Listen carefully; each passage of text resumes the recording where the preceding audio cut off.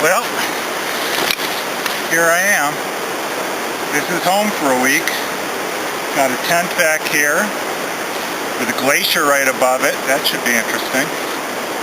I'll, I guess, hear some interesting noises in the night and hope I wake up the next morning.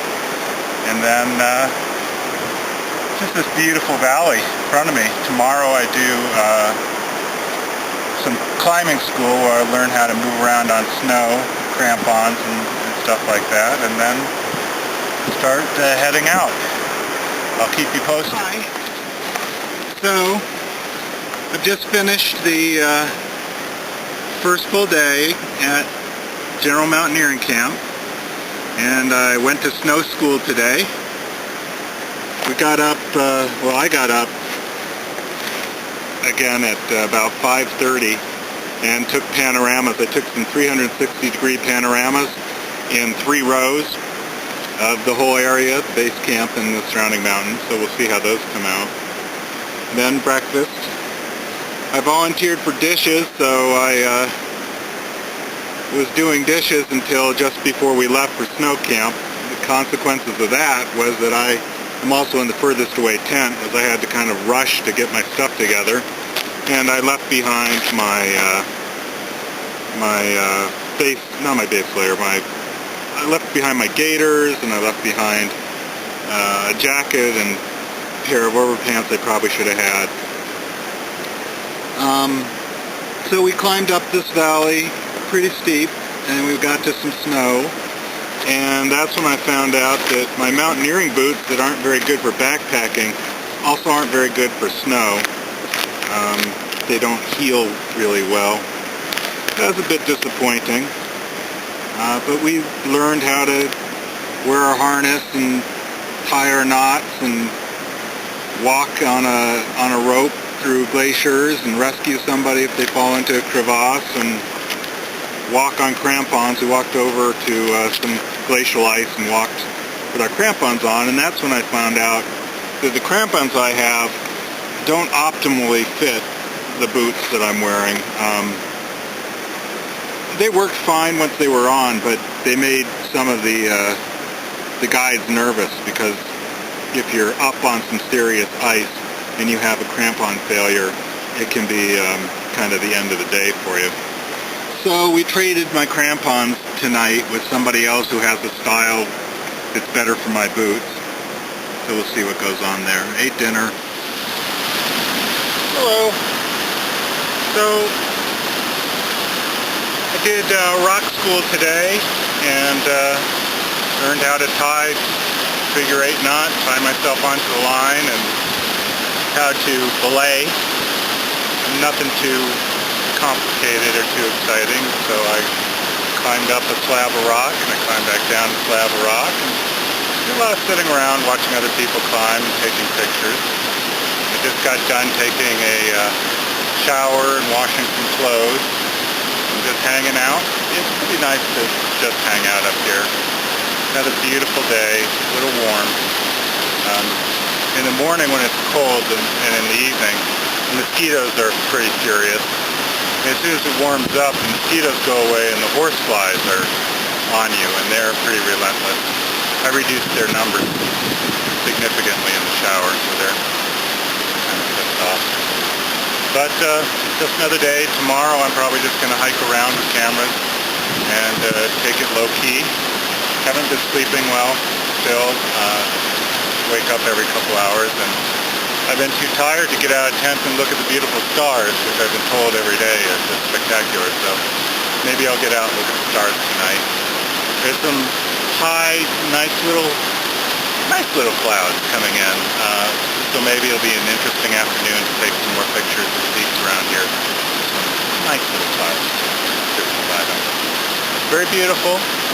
Been some pretty impressive rock slides on some of the routes. It's not a good thing, because you don't want rocks coming down on you when you're going up, or when you're going down for that matter. So they've had a hard time picking routes because of the heat and the snow getting too soft, and also the rock slides. So just a few routes out today, and we'll hear about them after dinner. And, that's all from Lake Wobegon for today.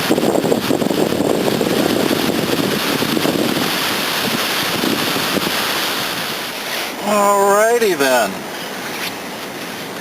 A good day today. We're in the spacious interior of my tent, where I see peaks to one side and streams and the valley to the other side, and there's a glacier right behind us. There's just been a kind of a massive rock fall that